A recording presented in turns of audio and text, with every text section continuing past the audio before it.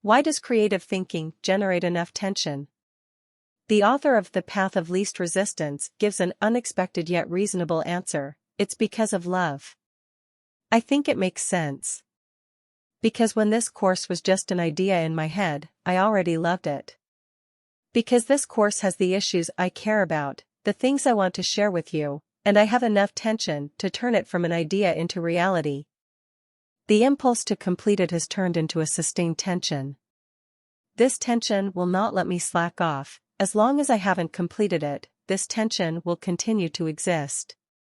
The more you love it, the more you want it to come into being. This tension will be greater, and it will push you to continue to act until it is finally completed. This is the tension brought by the structure of creative thinking. In a larger sense, we can also see life as a process of creation, a process of turning our beloved ideas into reality, rather than a process of problem solving. Of course, this does not mean that we do not need to solve problems anymore. In order to achieve our dreams, we need to solve many problems, but problem solving should not be the driving force of action. Your true goal, that you love, is the source of this motivation.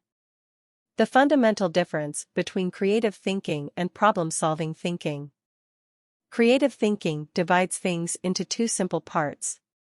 The first part is the work I want to complete. The second part is the reality I face.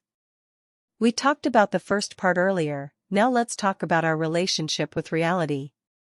Perhaps you may think, I also want to have my own goals, I also want to realize my dreams. But what if the reality I am in does not allow it? Many people have had this question. A friend once consulted me, saying that he wanted to engage in research work, but he was currently facing financial difficulties and could not continue to pursue further education, so he could only do a job he didn't want to do. Not having the money to pursue your dreams is a fact. Creative thinking does not mean ignoring reality. On the contrary, only by facing reality can we achieve what we want to create. Creative thinking allows us to view reality from a different perspective. Creative thinking sees limitations as conditions for creation. If I encounter such limitations, I will find a way to solve them. Problem-solving thinking sees limitations as prerequisites for whether the goal is achievable.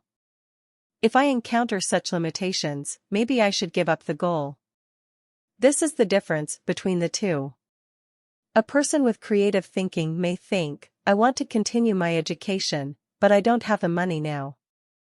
How can I achieve my goal of further education?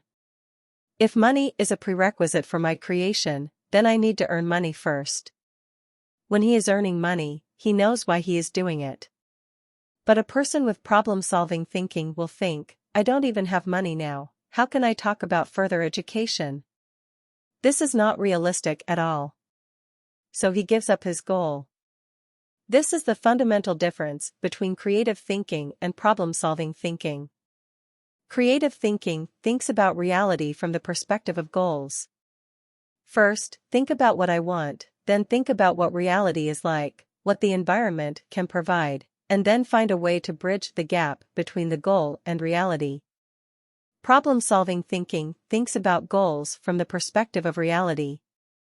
First, think about what the environment can provide, and then think about whether my goal is practical and what kind of goal I should set.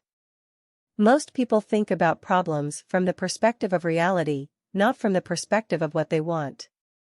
When they think this way, they naturally cannot break through the limitations of reality and cannot have sustained tension. To summarize today's lesson, we talked about how only creative thinking can generate sustained tension. Creative goals create tension, and tension can generate the motivation for sustained action, helping us effectively deal with and organize reality. To put it in another way, creating something is like giving birth to a child. The process of giving birth does not require you to force yourself to work hard, you just need to love the child. On the other hand, creating also requires us to recognize and process reality, not to escape from it. Creative thinking creates tension for us, but how do we turn this tension into our lasting motivation? We will talk about this in the next lesson. See you in the next class.